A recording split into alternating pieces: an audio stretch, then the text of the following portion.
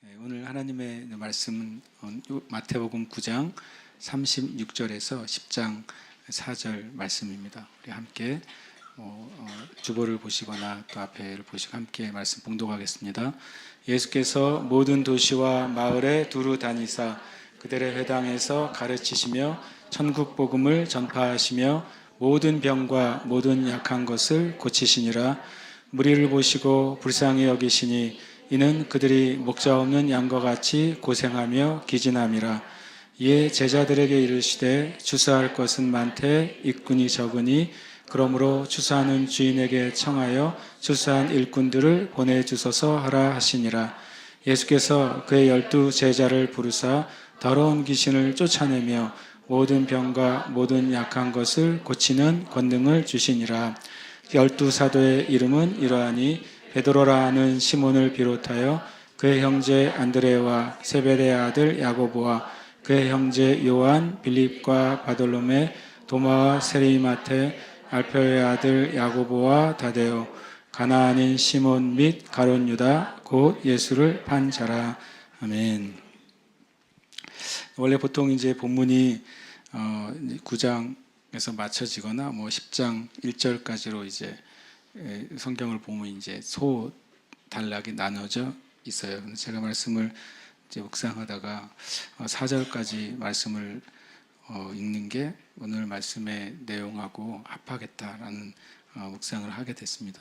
오늘 제가 다룰 주제는 이것입니다. 함께 읽을까요? 예수 그리스도는 누구인가? 한 번 더요. 예수 그리스도는 누구인가? 이 예수 그리스도는 누구인가? 이것에 대해 답을 가지고 있는 사람은 그리스도인입니다. 그런데 예수 그리스도는 누구인가? 라는 것에 대해 답을 하지 못하는 사람은 그리스도인이 아니에요. 예수 그리스도가 누구인지가 제일 중요한 진리죠. 알고 보면. 왜냐하면 예수 그리스도를 통해 구원받는다고 교회에서 말하니까요. 예수 그리스도가 누구인지 아는 것이 제일 중요합니다. 왜냐하면 모든 정상적인 기독교인들은 예수 그리스도의 이름으로 기도하니까요. 그렇잖아요. 그러니까 또 예수 그리스도가 누구인지 아는 것이 성경 가운데 제일 중요합니다. 왜냐하면 성경의 목적은 예수 그리스도를 믿고 영생 얻는 것이라고 성경에서 말씀하셨기 때문입니다. 예수 그리스도는 누구인가? 이 질문에 대해서는 두 가지의 답이 있을 수 있습니다. 첫 번째로는 예수님 자체가 어떤 분인가? 다른 표현으로 예수님의 본성이 무엇인가라는 것이 답이 첫 번째 질문에 대한 답이 될 수 있습니다. 사람에 대해서도 저에 대해서 고웅령은 누구인가라고 했을 때 저에 대해서 이렇게 말할 수 있어요. 고웅령은 남자이고 한국 사람이고 50대 초반의 사람이다. 이렇게 말할 수 있잖아요. 예수님은 누구인가라고 말할 때 예수님에 대한 일종의 설명 내지는 본성을 설명할 수 있어요. 두 번째로는 이 질문은 그 예수 그리스도가 무슨 일을 하지? 라고 하는 질문도 되는 거예요. 사람에게도 한다면 저는 고흥령은 목사이다 라고 설명할 수 있잖아요. 목사의 일을 하고 있고 성경을 전하고 있고 교회를 섬긴다라고 제가 하는 일과 제 삶에 대해서 설명할 수 있는 것이죠. 마찬가지로 오늘 말씀에는 이 두 종류의 답이 있습니다. 예수님이 누구인가에 대한 모든 답과 문장이 오늘 말씀에 있지는 않지만 이 말씀 안에서 우리가 얻을 수 있는 몇 가지 답이 있습니다. 저와 여러분이 이 오늘 말씀을 통해 그 답을 또 얻고 또 그 답 안에 있으시기를 축복합니다. 그러면 일반적으로 예수 그리스도가 누구인가에 대한 답은 실은 오늘 우리가 아까 조금 전에 읽었던 것에 답이 있어요. 그리스도에 대한 것이 보면 예수 그리스도는 무한하신 참 하나님이신 동시에 참 인간이십니다. 이것은 예수님의 뭐에 대한 겁니까? 본성에 대한 것이죠. 예수님은 하나님이십니다. 예수님은 신이에요. 예수님은 전능하신 하나님이에요. 예수님이 완전한 하나님이시기 때문에 우리를 구원하실 수 있는 능력이 있는 것입니다. 주님이 우리를 구원하시려면 구원할 수 있는 능력도 있어야 되고 또 우리를 구원하시려면 구원할 수 있는 뭐도 있어야 돼요? 자격도 있어야 돼요. 능력만 있고 자격이 없으면 우리를 구원하실 수 없어요. 자격은 있는데 능력이 없으면 또한 우리를 구원하실 수 없어요.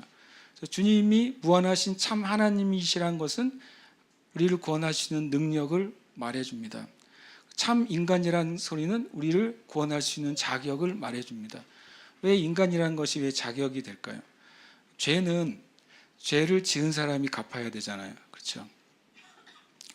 죄를 지은 사람이 갚아야 그 죄의 문제가 해결이 돼요. 빚은 빚을 진 사람이 갚아야 될 거 아니에요. 그렇죠? 그럼 인간이 지은 죄는 인간이 갚아야 돼요. 그런데 인간이 지은 죄를 인간이 갚아야 되는데 모든 인간이 죄를 지었으니까 누가 누구 죄를 갚아요? 그렇죠? 다 죄인이니까 죄인이 죄인의 죄를 갚을 수는 없잖아요. 그래서 누군가가 인간의 죄를 갚으려면 인간이면서 동시에 죄가 없는 인간이어야 되는 거예요. 인간이면서 죄가 없는 인간이어야 다른 사람의 죄를 대신 갚을 수가 있는 것입니다. 그래서 예수님이 왜 인간이 되셨느냐? 만약 예수님이 구원하실 능력만 가지고 인간을 구원하실 수 있으시다면 인간이 되실 이유가 없잖아요. 신이신 예수님이 그냥 사람을 구원해 주시면 되는데, 근데 죄라는 성질이 그 지은 자가 갚아야 되는 거예요. 그래서 예수님이 사람이 되시고 예수님은 무죄한 삶을 사셨어요. 그래서 예수님만이 인간이시면서 무죄한 인간으로 인간의 죄를 갚으실 수 있는 조건을 가지신 유일한 분이신 것입니다.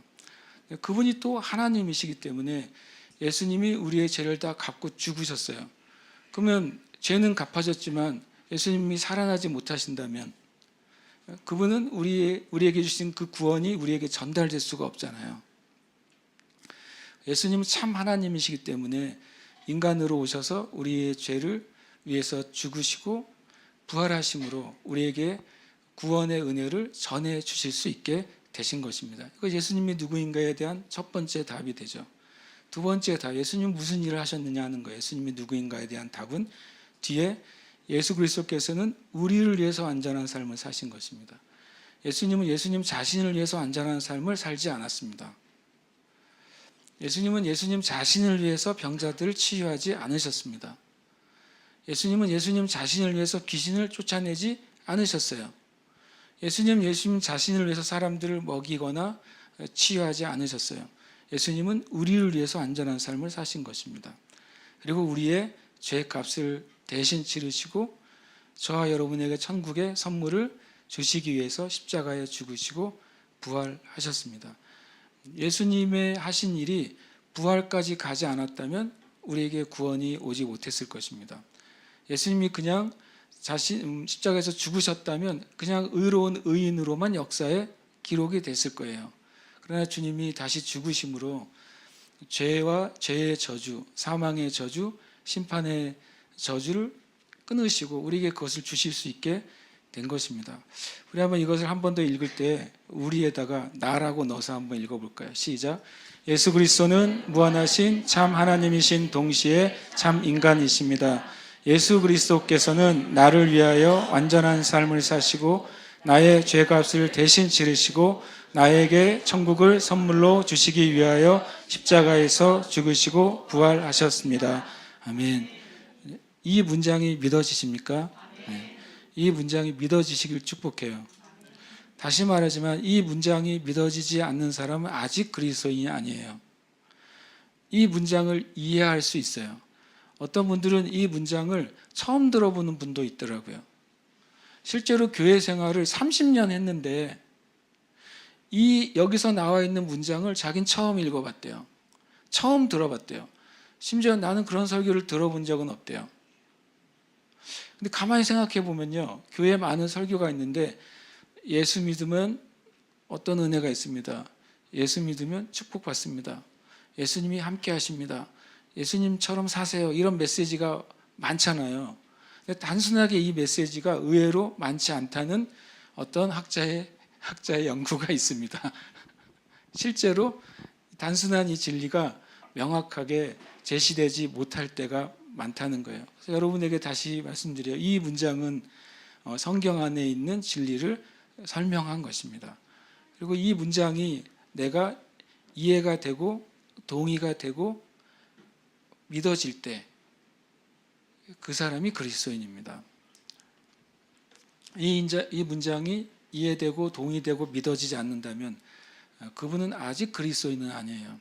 저는 여기에 있는 모두가 그리스도인이 되시길 축복합니다. 이 네 문장이 여러분에게 사실이 되시기를 축복합니다. 아멘. 예수님을 믿는다고 말할 때 어떻게 보면 예수님이란 분을 내가 믿을 만한 분으로 느껴져야 돼요. 그렇잖아요. 성경에서 교회에서 목회자가 예수 얘기를 하고 심지어 거리에서 전도하는 분들이 예수 믿으라고 말하는데 그 예수가 내가 믿을 만한 분이어야 믿죠. 그 예수가 내 인생을 맡길 만한 분이어야 맡길 거 아니에요. 그 예수란 분이 내 문제를 해결해 주실 만한 분이라는 확신이 있어야 믿을 거 아니에요. 길거리에 만약에 좌판에 있는 물건도 내가 그 물건을 사거나 안 사거나는 뭐에 의해 결정돼요? 이 물건이 나한테 유익할 거라는 확신이 생겨야 사는 거 아니에요. 홈쇼핑을 보세요. 저는 보지를 못하지만 홈쇼핑에서 얼마나 확신을 주려고 노력합니까? 확신이 일어나는 순간 어떤 일이 벌어집니까? 완판이 일어나죠. 확신을 잘 주는 홈쇼핑 뭐라고 표현해요? 아나운서라고 하죠. 홈쇼핑 하는 분들은 확신을 잘 주는 분일수록 주가가 높아지잖아요. 실은 예수 믿는 것도 알고 보면 성경을 읽을 때 성경 안에서 이분이 나의 죄를 용서할 줄 분일 만한 사실을 내가 믿어줘야 돼요. 확신이 생겨야 돼요. 그리고 내가 이 예수님이란 분을 내 입으로 고백할 때 나의 삶에 뭔가, 나의 인생에 뭔가, 내 영혼에 뭔가 유익이 있다는 뭔가 확신이 있어야 믿을 거 아니에요. 그 확신이 없이 기도하면 기도가 응답이 되겠어요? 만약에 예수님의 이름으로 하나님께 구하고 있는데 기도가 들어줄 거라는 확신이 조금도 없어요. 근데 그렇게 기도하면 기도가 응답이 되겠습니까? 안 됩니다. 우리 가운데 이 확신이 하나님 말씀 안에서 저와 여러분에게 더 명확해지시길 축복합니다. 오늘 보면 이 말씀은 되게 중요하죠. 왜냐하면 예수님의 모든 사역을 기가 막히게 한 줄로 요약을 한 문장이니까요. 예수께서 모든 도시와 마을에 두루다니사 그들의 회당에서 가르치시며 천국 복음을 전파하시며 모든 병과 모든 약한 것을 고치시니라. 이 레위 마태는 의도를 가지고 이 한 문장에 예수님의 공생의 사역을 실은 요약해 놓았습니다. 그리고 실제로 예수님의 모든 사역은 이 세 가지 사역이 있었어요. 가르치시고 전파하시고 고치셨습니다. 이것이 예수님의 세 가지 사역이에요. 그래서 예수 그리스도의 사역은 말씀을 가르치십니다. 그들의 회당에서 가르치셨다라고 말했습니다. 그럼 유대인들은 회당에 언제 모입니까? 물론 매일 모이기도 하지만 정기적으로 안식일 날 모이죠. 정기적으로 안식일 날 모여서 이 예수님 시대에는 토라 포션이라는 것, 창세기, 출애굽기, 레위기, 민수기, 신명기, 성경의 첫 5권을 토라라고 하잖아요. 이 토라와 거기에 연결된 선지서들의 글, 선지자들의 글을 연결해 놨어요. 에스라가, 성경에 나온 에스라서의 에스라가 이 토라와 선지서의 말씀들을 54주치 분량으로 나눠 놨습니다. 그래서 이 에스라 이후에 이스라엘 유대인들은 무슨 일이 있어도 안식일 날 모이면 그 주간의 분량의 토라 포션을 읽어요. 읽고 그 다음에 누군가가 자격을 가졌다고 여겨지는 사람들이 랍비들이죠. 그리고 바리새인들이죠. 그들이 그 말씀을 강론합니다. 그것이 안식일 날 모여서 회당에서 했던 일들 중에 하나입니다. 예수님이 그들의 회당에서 가르치시라고 말씀하셨다는 소리는 주님이 그때 토라의 말씀을 가지고 가르치신 거예요. 근데 가르치실 필요가 왜 있었습니까? 그들이 말씀을 바로 알고 있다면 굳이 가르칠 필요가 없습니다. 그러나 예수님 당시에 회당에 모인 유대인들이 성경에 기록된 하나님의 말씀을 바르게 알지 못했어요. 그래서 가르침이 필요했습니다. 예수님의 가르침을 듣는 사람마다 성경에 보면 놀랐다라고 표현합니다. 왜냐하면 그동안 계속 가르침을 받아왔던 그 말씀의 진정한 의미를 들었을 때 그들이 놀랐고 깨닫게 된 것입니다. 마찬가지로 지금 시대에도 말씀을 가르치는 사역이 필요합니까? 당연히 필요하죠. 하나님의 말씀은 가르쳐 줘야 됩니다. 왜냐하면 초대교회가 처음 생겼을 때에도 그들이 매일 모여서 첫 번째 문장이 사도들에게 가르침을 받고라고 되어 있습니다. 가르침을 받지 않는 그리스도인은 성장할 수가 없어요. 가르침을 거절하는 그리스도인은 그 믿음이 자라날 수가 없고 열매를 맺을 수가 없습니다. 그래서 많은 그리스도인들이 때로는 믿음을 얻고 어떤 영적인 체험했을 때 가르치는 것을 멈출 때가 있어요. 왜냐하면 마치 영적인 체험을 하는 순간 내가 더 이상 배울 것이 없고 그냥 하나님이 나에게 항상 말씀하시고 나를 통해 행하실 거라고 여기기 때문에 그렇습니다. 그러나 우리가 분명히 알아야 될 것은 가장 성숙한 그리스도인도 말씀의 가르침을 받아야 되는 것입니다. 그럴 때 그가 자라나게 되고 열매 맺는 것입니다. 두 번째, 예수님의 사역은 천국 복음을 전파하셨습니다. 퀴즈를 내면 예수님이 전하신 천국 복음은 뭘까요? 우리가 사도행전 이후에 사도 바울이나 사도들이 복음을 전했다고 말할 때 그 복음의 내용은 뭡니까? 예수 믿고 구원받으라는 거죠. 아주 단순하게요. 그렇잖아요. 예수님 믿을 때 우리의 죄가 사함받고 영생을 얻는다고 말하는 것. 그것이 복음의 아주 그냥 한 줄짜리잖아요. 그런데 예수님이 이 복음을 전하실 때 복음이라는 단어는 예수님은 아직 십자가에 죽지 않으셨잖아요. 예수님은 아직 부활하지 않으셨잖아요. 예수님은 아직 승천하지 않으셨잖아요. 그러면 우리가 말하는 복음과 예수님이 말씀하신 복음은 뭔가 미리 말씀하셨나요? 앞으로 죽고 부활할 거야 라고 말씀하셨나요? 그렇지 않습니다. 누가복음 4장에 보면 예수님이 전하신 천국 복음은 하나님의 나라가 임했다라고 선포하시는 거였어요. 예수님은 가는 곳마다 실은 선포하셨어요. 하나님의 나라가 임했다라고 선포하신 겁니다. 왜 하나님 나라가 임했다고 말하냐면 이사야서에 말하는 것은 그가 오시면 하나님의 기름 부은 자가 오시면 사람들을 어둠에서 빛으로 인도할 것이다. 눈먼 자들의 눈을 밝혀줄 것이다. 감옥에 갇혀있는 자들의 그들을 해방시켜 줄 것이다. 이런 하나님의 나라가 치유하고 자유케 하고 해방하는 하나님의 나라가 임하였다라고 선포한 것이 예수님의 천국 복음입니다. 우리 다음에 해볼까요? 하나님의 나라가 지금 나에게 임하였다. 아멘. 왜냐하면 주님이 선포했으니까요. 그리고 누가복음 4장에서 말씀하셨어요. 이 말씀이 오늘 지금 이 시간 너희 귀에 응답됐다라고 선포하셨어요. 하나님의 나라가 성경적으로는 언제 이 땅에 왔냐면 그날 온 것입니다. 예수님이 선포하셨기 때문에 그날 회당에서 안식일날 이사야서의 말씀 자유케 하시고 해방하시고 또 치유하신 하나님의 권능의 나라가 임했다라고 선포하셨어요. 그날 이후로 하나님의 나라는 이 땅 가서 떠나지 않고 있습니다. 맞습니까? 왜냐하면 예수님이 그것을 가지고 오셨기 때문입니다. 예수님은 천국 복음을 전파하셨어요. 예수님 회당에 갈 때마다 그걸 선포하신 것입니다. 성경에는 그렇게 나와 있지 않죠. 그러나 예수님은 무리가 모일 때마다 이것을 반복하셨어요. 하나님의 나라가 임했다. 하나님의 나라가 임했다라고 말씀하신 것입니다. 그리고 주님은 병자들을 치유하셨습니다. 마태는 사람들이 오해를 불식시키기 위해서 단어를 썼어요. 모든 병이라고 말했어요. 모든 병, 모든 약한 것. 감리교회 어느 부흥사 목사님이 계셨는데 그분이 이 모든 병, 모든 약한 것을 고치셨다는 말을 이제 선포하고 치유 기도를 할 때 이분이 머리가 좋으셨나 봐요. 저는 전해 들었어요. 그분 부흥에 가면 치유를 선포할 때 한참 동안 선포하신대요. 그분이 놀라운 능력이 있어서 이제 머리끝에서 발끝까지 병명을 다 외우는데요. 제가 전해 들었는데 200 몇십 가지를 외운대요. 그래서 그냥 무슨 병은 치유될지어다라고 하면 그것마다 1시간이래요. 200 몇십 가지니까. 그래서 내가 나도 한번 외워볼까? 그래서 그랬더니 그때보다 지금 병이 더 생겨가지고 힘들 것 같아요. 병은 계속 생기잖아요. 애는 안 생기는데 병은 생겨요.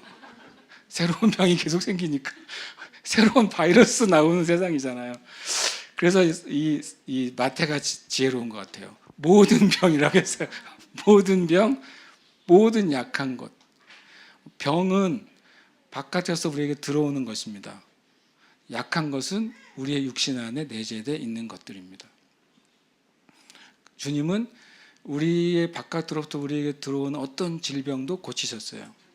주님은 우리가 죄 지은 이후에 우리의 몸 안에 유전적으로 수많은 연약함들이 흘러내려오잖아요. 그것들을 고치셨어요. 그러니까 다른 말로 하면 주님은 못 고치신 일이 없으셨다는 사실입니다.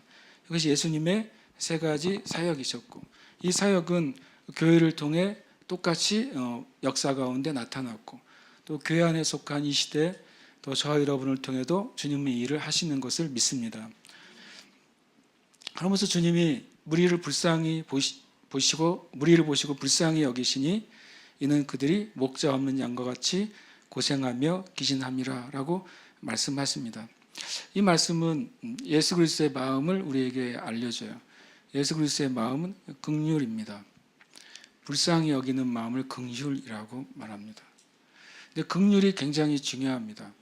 우리는 긍휼히 여기는 마음이 없이는 진짜 사랑할 수가 없어요. 긍휼이 우리 안에 사랑으로 행할 수 있는 시작을 만들어줍니다. 불쌍히 여기는 마음은 하찮은 마음이 아니에요. 불쌍히 여기는 마음으로 끝난다면 그건 하찮은 것입니다. 그러나 이 긍휼은 사랑으로 나아가게 됩니다. 왜냐하면 성경은 이렇게 말씀하셨기 때문에 그렇습니다. 함께 읽겠습니다. 긍휼이 풍성하신 하나님이 우리를 사랑하신 그 큰 사랑을 인하여. 하나님 우리를 어떻게 구원하셨는지를 에베소 2장 4절에서 설명할 때 먼저 하나님 안에 긍휼이라는 것이 가득해졌다고 말하는 거예요. 누구를 향해서요? 우리를 향해서요. 죄 지은 인간을 향해서 불쌍히 여기는 마음이 가득하셨다고 성경은 말합니다. 죄 지은 모든 인간은 그가 도덕적으로 완전할지라도, 죄 지은 모든 인간은 그가 사회적으로 존경받는 자일지라도, 죄 지은 모든 인간은 그가 아무리 건강할지라도 그의 인생의 끝은 심판과 지옥이기 때문입니다. 왜냐하면 그 안에 영혼의 죄의 문제가 해결되지 않았기 때문에 죄의 결과는 심판이요 영원한 죽음이요 지옥이기 때문에 그렇습니다. 사람들이 지옥과 심판을 우습게 여기는 사람들이 많아요. 죽은 뒤의 일이니까 지금 나한테는 별로 느낌이 안 온다고 말해요. 그러나 인간에게 죽음은 단 한 번 있잖아요. 심지어 요즘은 그 일상의 공포가 사람들을 사로잡고 있잖아요. 이번 주 한 주간 일어난 사고들을 여러분 아시잖아요. 의도와 목적을 가진 사고가 아니에요. 대의를 위한 살인이 아니에요. 그냥 일상에 갑자기 닥쳐진 죽음의 공포가 사람들 안에 지금 스며들고 있어요. 실은 우리나라만 그런 게 아니죠. 실은 일상의 죽음의 공포 가운데서 실은 사는 이들이 이스라엘 사람들이잖아요. 여러분이 우리 이종훈 목사님 가정을 위해서 기도하세요. 왜냐하면 지금 예루살렘 이스라엘에서는 그냥 아무런 이유 없이 정류장에 있던 아랍인이 유대인이라는 이유로 칼을 들어서 찌르고 있습니다. 그러니까 이 일상의 공포, 죽음의 공포가 실은 온 세상에 가득하잖아요. 우리가 수년 전에 우리가 얼마나 기억력이 신기한지요. 바로 2년 전만 해도 팬데믹이라는 죽음의 공포잖아요. 일종이요. 죽음의 공포 가운데 온 세상이 3년간 가득 묻혀 있었어요. 근데 지나오니까요. 우리가 얼마나 얄팍한지 싹 까먹어요. 공포 가운데 살라는 소리가 아니에요. 제가 말하는 것은 죽음은 우리의 삶의 끝에 있다는 거예요. 문제는 그 죽음이 모두에게 온다는 거고 그 죽음의 끝이 언제인지 아무도 모른다는 사실이에요. 그래서 하나님이 왜 우리를 불쌍히 여기시냐면 그것이 우리에게 그대로 있기 때문에 그렇습니다. 아무리 건강한 사람도, 아무리 도덕적인 사람도, 아무리 존경받는 사람도 이 주님이 하나님이 우리를 불쌍히 여기실 수밖에 없는 그 죄의 저주, 죄의 심판, 죄의 지옥에 벗어날 수 없기 때문이에요. 그 긍휼이 어떤 일을 만들어내냐면 하나님이 우리를 사랑하신 그 큰 사랑을 인하여라고 말합니다. 하나님 안에 가득한 우리를 불쌍히 여기시는 마음이 하나님의 본성이 사랑이시잖아요. 하나님의 사랑을 나타내시게 했어요. 우리가 어떻게 나를 힘들게 하고 어렵게 하는 사람을 사랑할 수 있겠어요? 성경은 원수를 사랑해라 말씀하시는데 말이 아니잖아요. 원수는 원수잖아요. 어떻게 사랑해요? 근데 실은요, 하나님의 은혜로 나를 어렵게 하는 그 사람의 영혼이 불쌍하게 보이기 시작하면 우리는 사랑할 수 있어요. 하나님의 은혜로 내가 가까이 하고 싶지 않은 그런 사람이 불쌍해 보이기 시작하면 그러면 사랑할 수가 있어요. 하나님의 은혜로 내가 접근할 수 없는 그런 불의의 사람이라도 사랑할 수 있어요. 제가 옛날에 읽었던 책 중에 패트리샤 킹이라는 미국의 여자 목사님 그 책을 읽고 참 감동을 받았어요. 머리가 하얀 백인 여자 목사님이에요.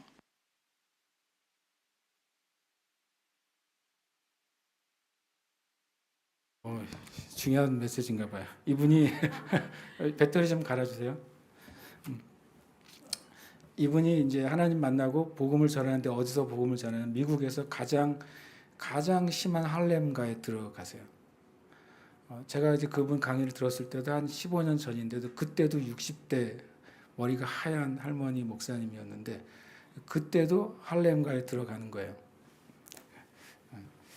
그래서 그때도 이 온몸에 문신을 한 흑인들에게 마약을 주머니에 넣고 다니면서 마약을 파는 마약 딜러들에게 그 할머니가 가요. 가가지고 예수님의 사랑을 전해요.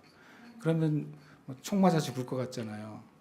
근데 그 패트리샤 김 목사님이 복음을 전하고 그냥 엄청 거대한 그 흑인들을 안아줄 때 그들이 주님을 만나요. 불쌍히 여기는 마음이 있어야 사랑할 수 있어요. 근데 신은 알지만 이 긍휼은 하나님의 마음이잖아요. 저와 여러분이 어떤 노력해서 생산해낼 수 있는 어떤 게 아니에요. 그래서 우리가 하나님 앞에 나아갈 때 하나님 안에 있는 긍휼이 우리에게 흘러 들어옵니다. 그러면 우리는 마땅히 사랑해야 될 그 사람들, 하나님 우리에게 보내주신 마땅히 사랑해야 될 그 사람들을 사랑하게 됩니다. 감사합니다. 그래서 주님의 그 사랑이 실은 우리를 구원하신 것입니다. 근데 그 사랑은 예수님 안에도 똑같이 있었어요.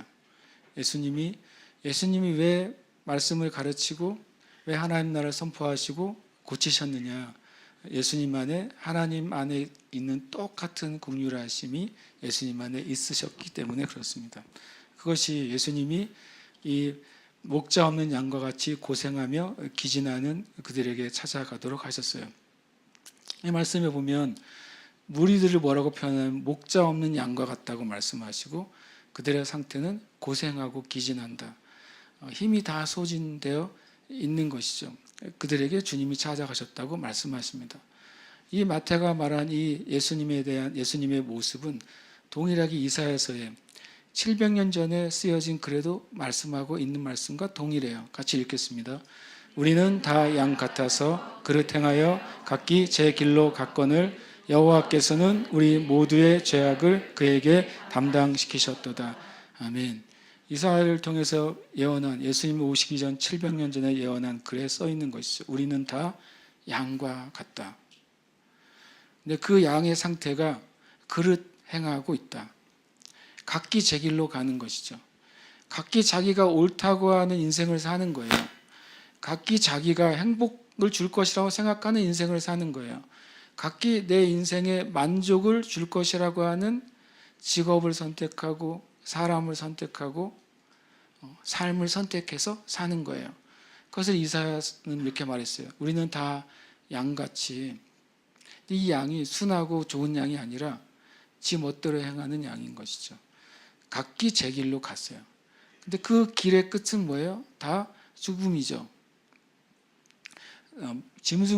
모든 짐승 중에 스스로를 보호할 능력이 없는 짐승 중에 하나가 양입니다. 양은 발톱도 없어요. 양은 강한 이빨도 없어요. 양은 나무를 기어오르는 능력도 없잖아요. 양은 헤엄치는 능력도 없어요. 양은 우리나라면 곰이 구르는 재주 같은 구르는 재주도 없어요. 양은 그냥 잡혀 먹기 위해 태어난 존재 같아요. 양에 대한 책에 보면 양의 시력이 1m가 안 된답니다. 양이 볼 수 있는 시력이요. 양은 수평선을 못 봐요. 양은 멀리 있는 산을 못 본단 말이에요. 양은 1m 안에 있는 것만 볼 수 있어요. 양이 한 가지 발달한 건 있긴 있어요. 청력이죠. 멀리서 목자가 자기를 부르면 그건 알아들어요. 그 외에는 다른 감각이 별로 살아있지 못한 희한한 동물이죠. 양은 굉장히 쇼다리예요. 양이 가장 치명적인 게 뭐냐면 실수로 넘어졌을 때입니다. 실수로 넘어지면 영원히 못 일어나요. 실제로 그렇습니다. 많은 양들이 넘어져서 죽어요.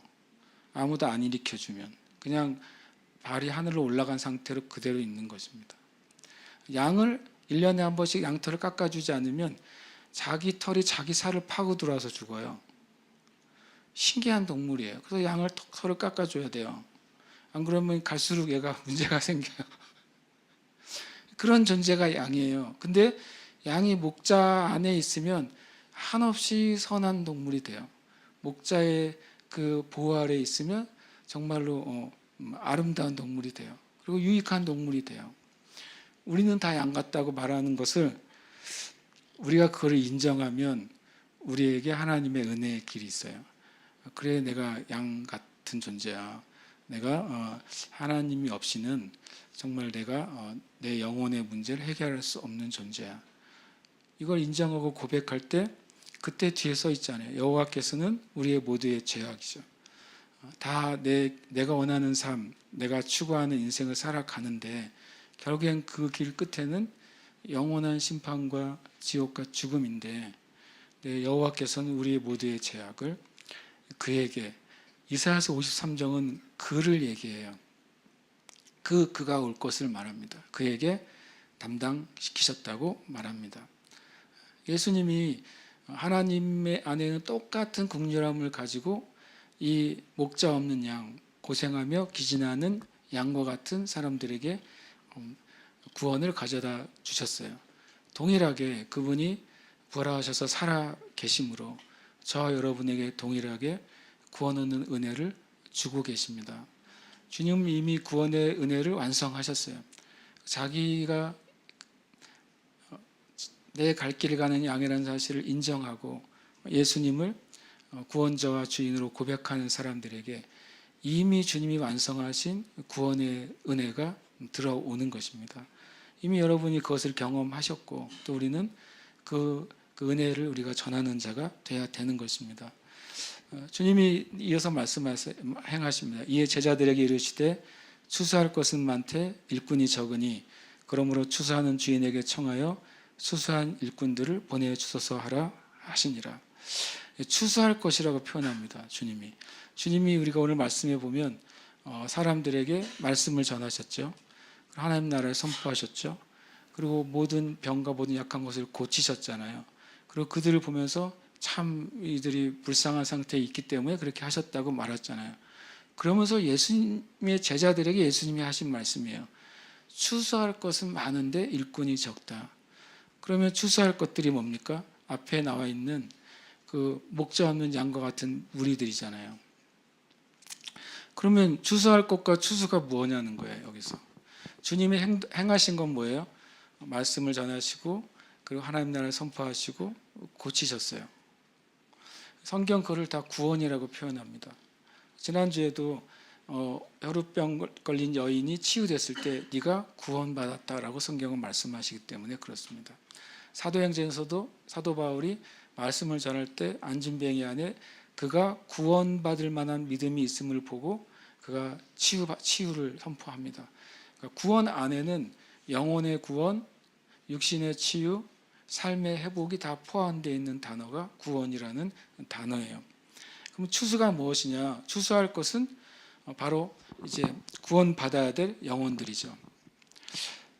주님이 구원받아야 될 영혼들이 많다라고 하신 거예요.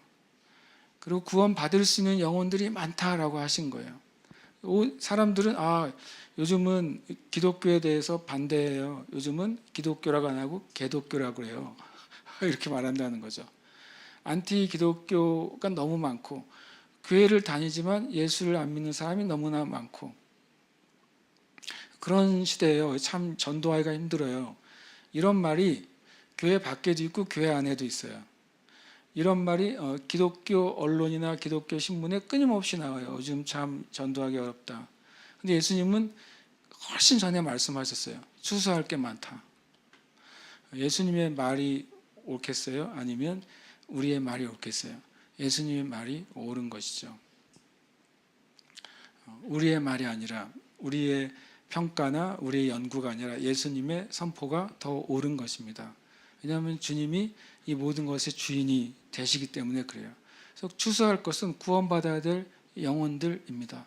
제주도는 그렇게 표현하면 이제 것이라 그러면 좀 그렇지만 추수할 사람이 너무 많습니다. 제주는 실제적으로 크리스찬 인구가 뭐 8% 9% 얘기하는 데도 있지만 어찌 보면은 실제적으로 제주는 5% 이쪽 저쪽인 것 같아요. 제가 느끼기에는 그래요.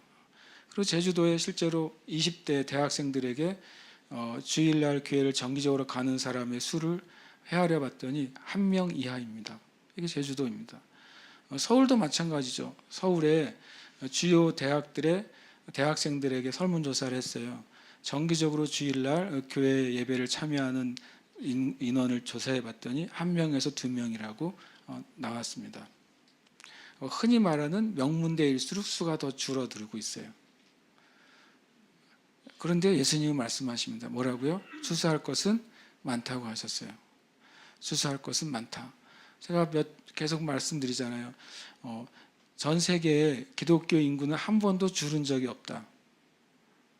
예수님이 십자가에 죽으시고 부활하시고 첫 오순절날 교회가 생긴 이후에 기독교의 인구는 한 번도 줄어들었던 적이 없어요. 이것은 역사 영구적인 사실입니다. 지금도 하루에 몇 명이 구원받는다고요? 평균 20만 명이 구원받습니다. 20만 명이요. 지난주 목요일날 그 이란과 또 거기서 티르키에서 선교사님이 표현하더라고요. 지금 기독교 인구 증가율 1위가 어느 나라인 줄 아냐 물어보더라고요. 그게 이란이랍니다.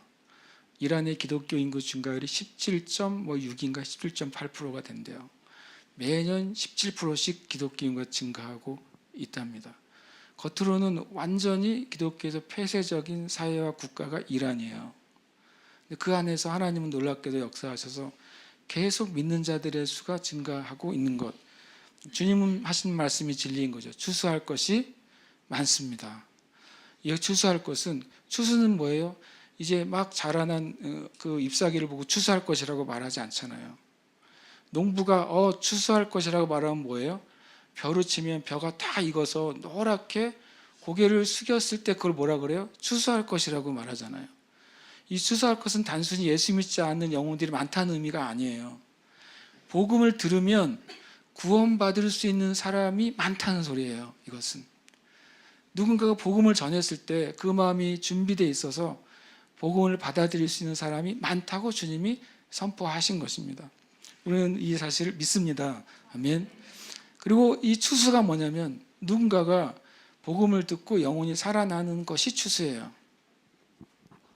추수할 것은 많다고 말씀하셨어요. 그런데 일꾼이 적으니 그러므로 추수한 주인에게 청하여 추수한 일꾼들을 보내주소서 하라라고 주님이 말씀하십니다.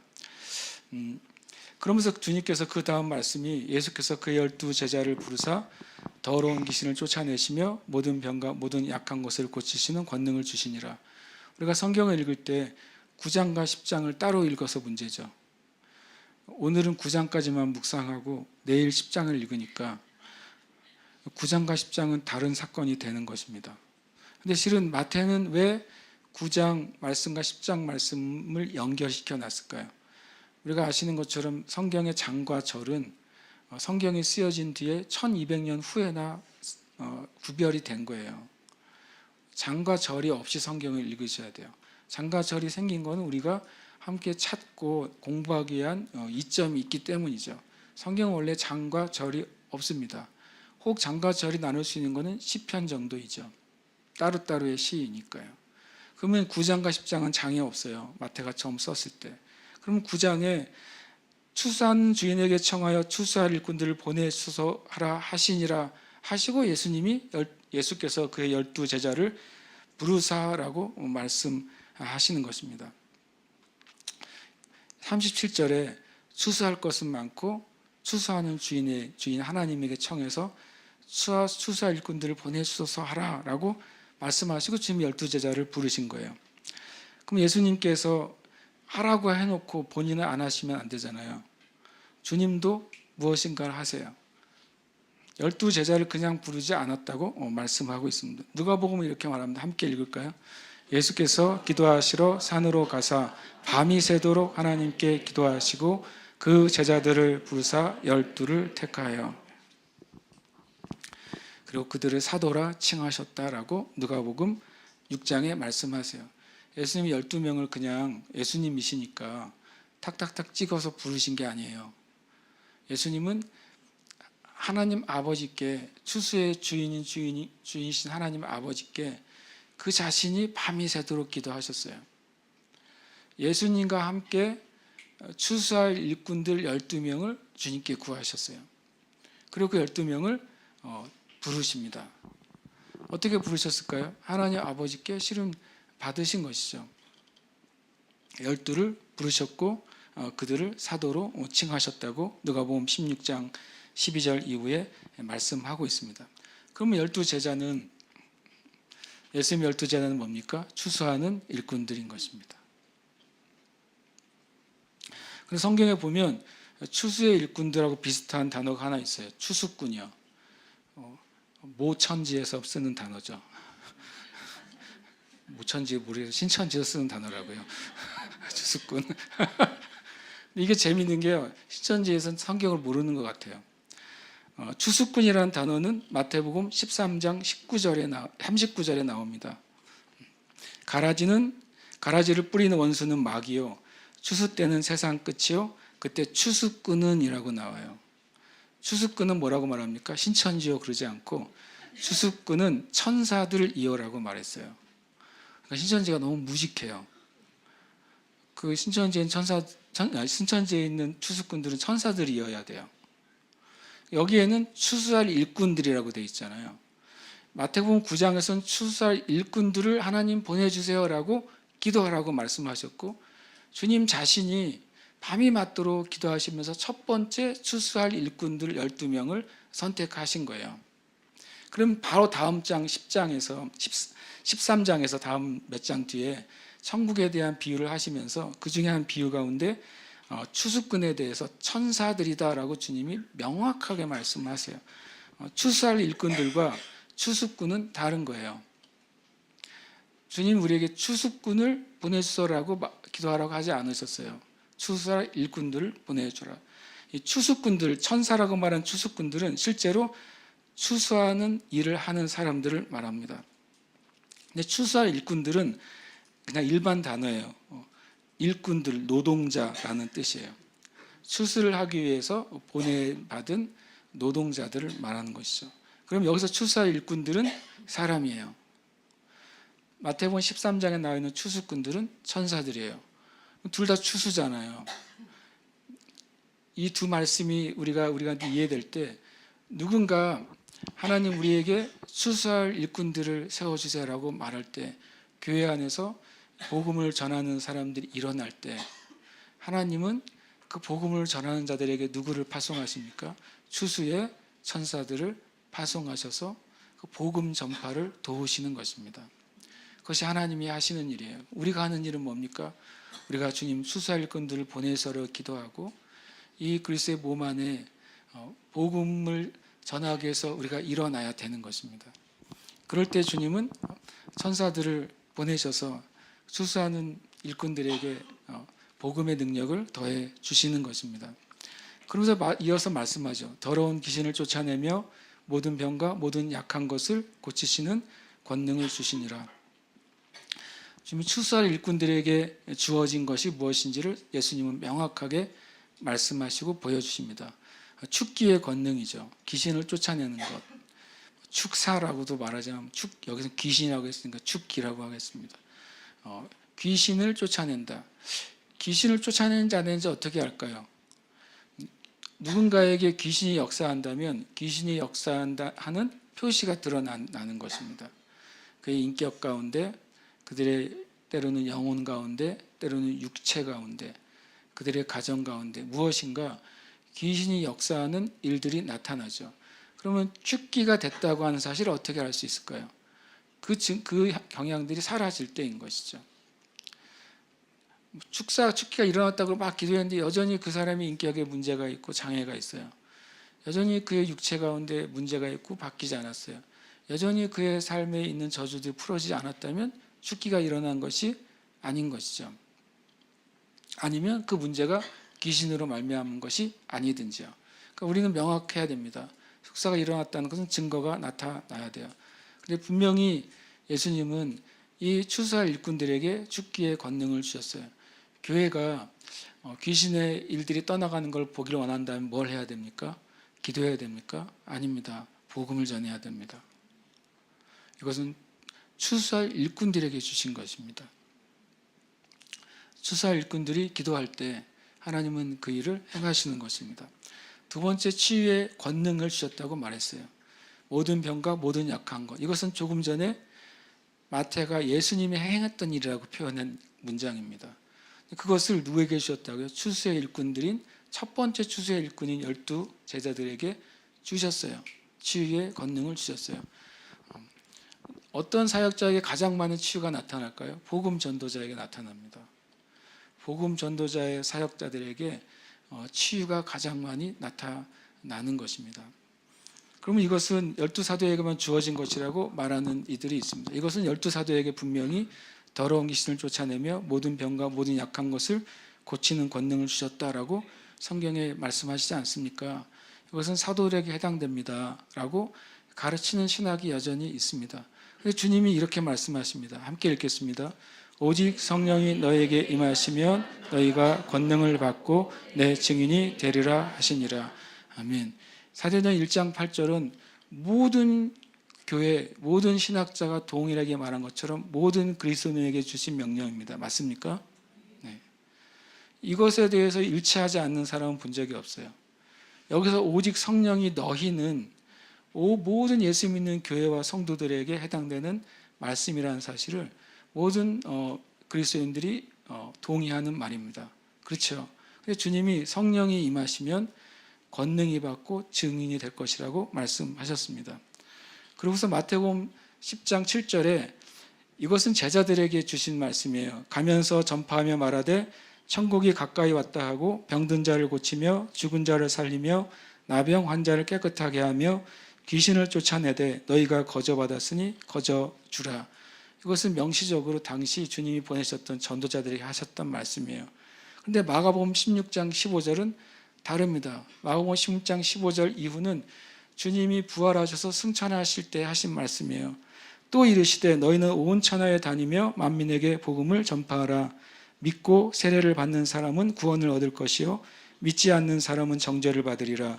믿는 자들에게는 이런 표적이 따르리니 곧 그들이 내 이름으로 귀신을 쫓아내며 새 방언을 말하며 뱀을 집어올리며 무슨 독을 마실지라도 해를 받지 아니하며 병든 사람에게 손을 얹은 즉 나으리라.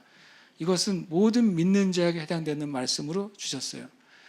주님은 1차적으로 주님 자신이 말씀을 전하시고 하나님 나라를 선포하시고 치유하시고 자유케 하시는 일을 하셨습니다.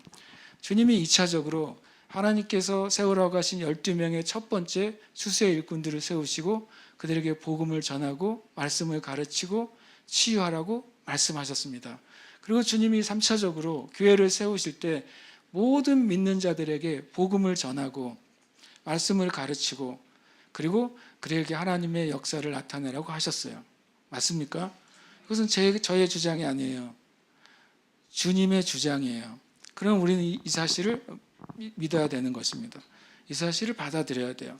왜냐하면 여기 안에는 저와 여러분이 속해 있기 때문에 그렇습니다. 이 말씀 안에는 저와 여러분이 속해 있는데 이 말씀을 인정하고 받아들인다면 우리는 그 안에 속할 것입니다. 그러나 이 말씀 안에 내가 속해 있지만 이 말씀을 내가 받아들이지 않고 인정하지 않는다면 우리는 그 말씀의 실제는 얻지 못하게 될 것입니다. 그리고 지금 12사도를 부르십니다. 12사도의 이름은 이러하니 베드로, 안드레, 야고보, 요한, 빌립, 바돌로메, 도마, 세리, 야고보, 다데오, 시몬, 유다. 2명씩 짝지어서 설명하시죠. 2명씩 여섯 번을 말씀을 하세요.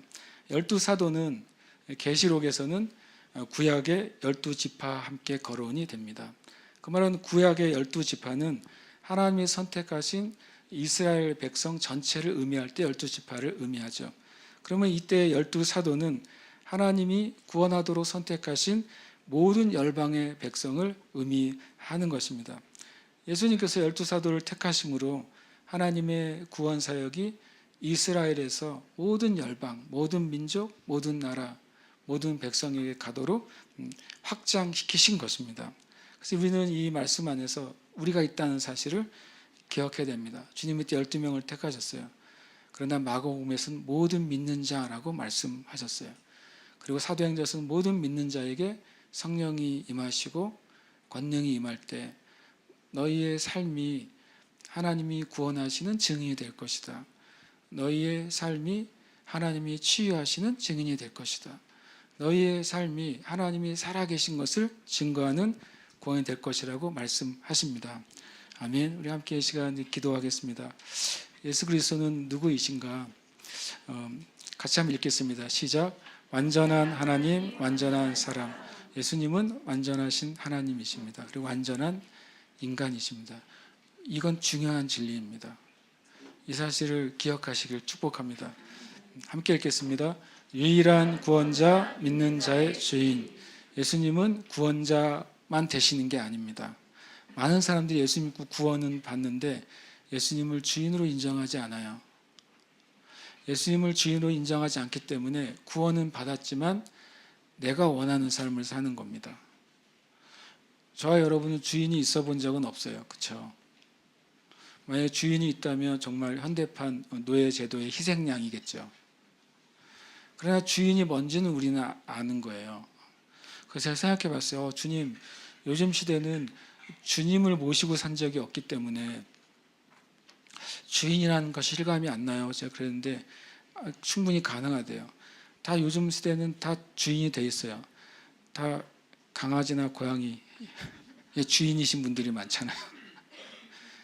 주인됨의 권리가 뭔지 알잖아요. 여러분이 강아지나 고양이를 기르신다면, 여러분이 주인이라면 그 대상에 대해서 여러분이 뭘 행해야 되는지 알잖아요. 그 대상이 여러분에게 어떻게 행동해야 되는지 알잖아요. 그게 주인됨이에요. 그러면 예수님이 나의 유일한 구원자라는 사실은 예수님 믿는 그리스도인들은 다 인정해요. 근데 두 번째는 잘 인정이 안 돼요. 인정이 된다고 하지만 참 어려워요. 왜냐하면 믿는 자의 주인이에요. 저와 여러분에게는 주인이 있어요. 주인이 있다고 가정해 보세요. 여러분이 주인인 어떤 존재가 있는데 그 존재가 내 허락 없이 무엇을 하면은 돼요, 안 돼요? 안 되잖아요. 실은 예수님이 나의 구원자이고 주인이라는 사실을 정말로 아는 사람은 그 주님의 허락 없이 내가 뭘 하면 안 되는 거예요. 근데 주님이 그 주인이란 분이 우리를 착취하고 우리를 억압하고 우리가 하고 싶은 것은 아무것도 못하게 하는 그런 종류의 악덕 폭주가 아니라 그 주인은 우리를 나보다도 나를 더 잘 알고 나보다도 나를 더 사랑하고 나를 위해 생명을 주신 분이기 때문에 나에게 가장 좋은 것을 주시고 허락하시는 분이에요. 그래서 우리가 주님으로 부를 만한 분이신 것이죠. 함께 읽겠습니다. 성령과 권능을 주시는 분이 예수님이십니다. 성경 분명히 말합니다. 그분이 오시면 불과 성령으로 세례를 주시리라. 너희가 내게 구하면 내가 아버지께 구해서 너희에게 성령을 주시리라. 주님이 명확하게 말씀하신 것입니다. 함께 읽겠습니다. 나를 긍휼히 여기시고 사랑하시는 분이십니다. 함께 이 시간 고백하고 기도하겠는데요. 함께 고백합니다. 예수 그리스도는 나를 사랑하셔서 나를 위해 십자가에 죽으심으로 나의 죄를 용서해 주셨다. 아멘. 한 번 더 크게 고백하십시다. 예수 그리스도는 나를 사랑하셔서 나를 위해 십자가에 죽으심으로 나의 죄를 용서해 주셨다. 아멘. 고백합니다. 예수 그리스도는 나를 사랑하셔서 죽으시고 부활하셔서 나를 모든 저주에서 해방하셨다. 아멘. 한 번 더요. 예수 그리스도는 나를 사랑하셔서 죽으시고 부활하셔서 나를 모든 저주에서 해방하셨다. 아멘. 고백합니다. 예수 그리스도는 지금 나와 함께 하시며 예수 그리스도의 이름으로 기도할 때 하나님 아버지께서 응답하시며 역사하신다. 아멘. 한 번 더요. 예수 그리스도는 지금 나와 함께 하시며 예수 그리스도의 이름으로 기도할 때 하나님 아버지께서 응답하시며 역사하신다. 아멘. 아시죠? 여기 나에다 우리 이름을 넣어서 고백하고 기도합시다. 주님은 예수님을 나의 구원자와 주로 믿을 때 모든 죄를 용서하십니다. 그리고 그 이후에 내가 실수하고 범죄할 때에도 주님께 자백하면 즉시로 용서해 주십니다. 그리고 우리의 삶을 바꾸도록 도와주십니다. 주님이 죽으시고 부활하신 것은 나를 사랑하셔서 하신 일입니다. 그래서 나의 모든 저주, 내 인생의 저주, 삶의 문제로부터 우리를 자유케 하시는 분이십니다. 그래서 우리는 지금 주님이 함께 하심을 고백해야 됩니다. 그래서 주님이 내가 예수 그리스도의 이름으로 기도할 때 하나님 아버지께서 들으시겠다고 약속하셨어요. 약속은 그 약속을 믿는 사람에게 이루어집니다. 약속은 약속을 주장하는 사람에게 이루어집니다. 약속은 약속을 포기하지 않는 사람에게 이루어집니다. 이 시간 우리의 이름을 넣어서 고백하고 기도하겠습니다. 예수 그리스도는 고운영을 사랑하셔서 고운영을 위해 십자가에 죽으심으로 나의 죄 용서해 주셨다. 예수 그리스도는 고운영을 사랑하셔서 죽으시고 부활하셔서 고운영을 모든 저주에서 해방하셨다. 예수 그리스도는 지금 고운영과 함께 하시며 예수 그리스도의 이름으로 기도할 때 하나님 아버지께서 응답하시며 역사하신다. 아멘.